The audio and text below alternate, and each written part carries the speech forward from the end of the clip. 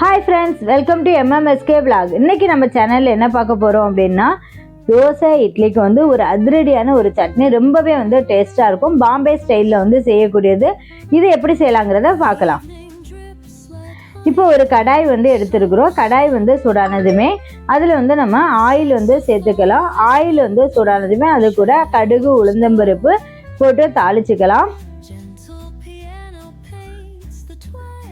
கடுகு உளுந்தம்பருப்பும் பொரிஞ்சதுமே அது கூட கருவேப்பிலையும் சேர்த்துக்கலாம். கருவேப்பிலை வந்து பொரிஞ்சதுமே இது கூட 10 சின்ன வெங்காயம் எடுத்துருக்கிறேன். இதை வந்து ஸ்ட்ரைட்டாக வந்து கீறி வச்சிருக்கிறேன். அதையும் வந்து இது கூட சேர்த்து நல்லா வதக்கிக்கலாம். வெங்காயம் நல்லா வந்து வதங்கட்டும்.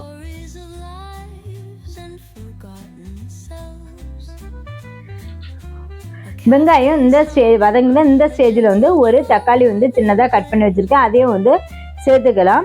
இப்போ இது வந்து வதங்கட்டும். இது கூடவே நம்ம வந்து இன்றைக்கி கடலை மாவில் தான் இந்த சட்னி செய்ய போகிறோம். இதுக்கு வந்து 2 கரண்டி கடலை மாவு வந்து எடுத்துருக்கிறேன். இந்த 2 கரண்டி கடலை மாவில் நம்ம வந்து சட்னி எடுத்து 4 பேர் வந்து எடுத்துக்கலாம். தாராளமாக 4 பேருக்கு வந்து போதும்.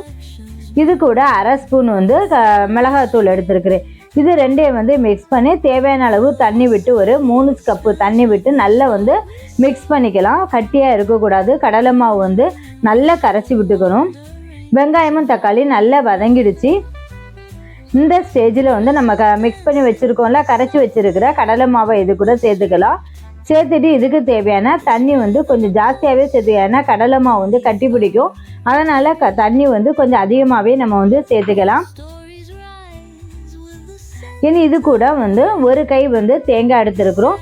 இந்த தேங்காய் கூட 3 வந்து வரமிளகாய் போட்டு நம்ம வந்து பல்ஸில் போட்டு நம்ம அரைச்சி எடுத்துக்கணும். சட்னி வந்து ரெடி ஆகுது. இந்த டைமில் வந்து நம்ம வந்து அரைச்சி வச்சுருக்க தேங்காய் விழுதை நம்ம சேர்த்துக்கலாம். இதுக்கு தேவையான உப்பையும் வந்து நம்ம சேர்த்துக்கலாம். இப்போ வந்து சட்னி வந்து ரெடி ஆயாச்சு. இந்த ஸ்டேஜில் வந்து நம்ம வந்து ஸ்டவ்வை வந்து ஆஃப் பண்ணிக்கலாம். இப்போ வந்து தோசைக்கு இட்லிக்கோ வந்து இதை எடுத்து நான் இன்றைக்கி வந்து தோசைக்கு தான் வந்து எடுத்துருக்கிறேன். ரொம்பவே வந்து டேஸ்ட்டாக இருந்தது. இந்த வீடியோ உங்களுக்கு பிடிச்சிருக்கோன்னு நினைக்கிறேன். பிடிச்சிருந்தா லைக் பண்ணுங்கள், ஷேர் பண்ணுங்கள், சப்ஸ்கிரைப் பண்ணுங்கள். பக்கத்தில் இருக்க பெல் ஐக்கானை கிளிக் பண்ணுங்க. இன்னொரு நல்ல வீடியோவில் மீட் பண்ணலாம். தேங்க்ஸ் ஃபார் வாட்சிங். பாய்.